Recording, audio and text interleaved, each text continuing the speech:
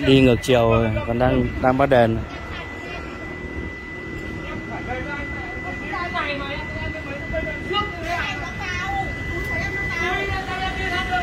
Đi ngược chiều rồi, bắt đèn xe máy này.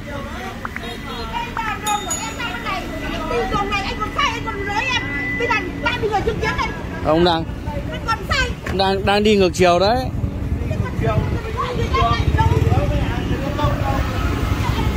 Đi ngược chiều bắt đèn thì là sai rồi đấy.